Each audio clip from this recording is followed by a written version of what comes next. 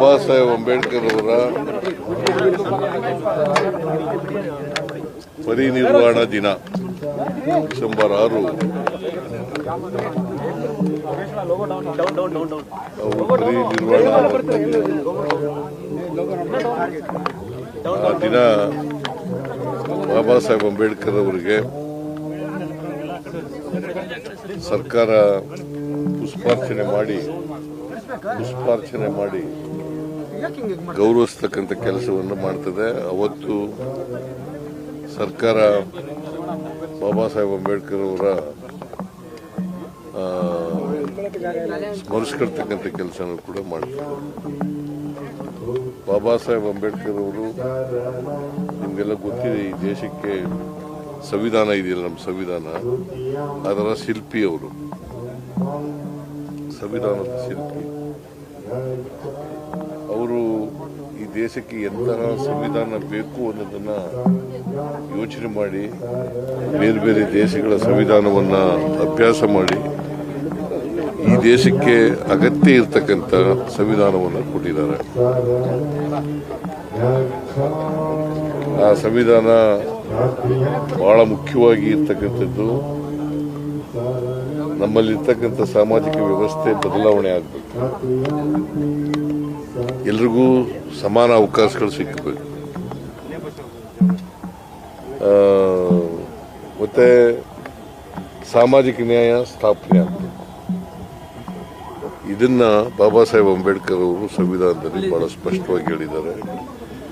ಅದನ್ನ ನಾವು ಈಗ ಸಂವಿಧಾನ ಎಲ್ರಿಗೂ ಕೂಡ ಗೊತ್ತಾಗಬೇಕು ಅನ್ನೋ ಕಾರಣಕ್ಕೋಸ್ಕರ ಶಾಲಾ ಮಕ್ಕಳಿಗೆ ಮತ್ತೆ ಕಾಲೇಜು ವಿದ್ಯಾರ್ಥಿಗಳಿಗೆ ನಾವು ಅದನ್ನ ಸಂವಿಧಾನದ ಪೀಠಿಕೆಯನ್ನು ಬೋಧನೆ ಮಾಡ್ತಾ ಇದ್ದೀವಿ. ಪ್ರತಿ ಶಾಲಾ ಕಾಲೇಜುಗಳಲ್ಲಿ ಮತ್ತೆ ಸಂವಿಧಾನ ಯಾಕೆ ಗೊತ್ತಾಗಬೇಕು ಅಂತಂದ್ರೆ ಪ್ರತಿಯೊಬ್ಬರಿಗೂ ಕೂಡ ಹಕ್ಕುಗಳನ್ನು ಕೊಟ್ಟಿದೆ, ಬಾಧ್ಯತೆಗಳನ್ನು ಕೊಟ್ಟಿದೆ. ನಮ್ಮ ಹಕ್ಕುಗಳೇನು, ನಮ್ಮ ಬಾಧ್ಯತೆಗಳೇನು ಅಂತಕ್ಕಂಥದ್ದನ್ನ ತಿಳ್ಕೋಬೇಕು ಪ್ರತಿಯೊಬ್ಬರು. ಮತ್ತೆ ಸಂವಿಧಾನದ ಧ್ಯೇಯೋದ್ದೇಶಗಳು ಎಲ್ರಿಗೂ ಕೂಡ ಅರ್ಥ ಆಗಬೇಕು. ಅದಕ್ಕೋಸ್ಕರ ಅದನ್ನು ಮಾಡ್ತಾ ಇದ್ದೀವಿ. ಇವತ್ತು ಪರಿನಿರ್ವಾಣ ದಿನ, ಅವರನ್ನು ಸ್ಮರಿಸ್ಕೊಳ್ತಕ್ಕಂಥ ಕೆಲಸ ಮಾಡ್ತಾ ಇದ್ದೀವಿ.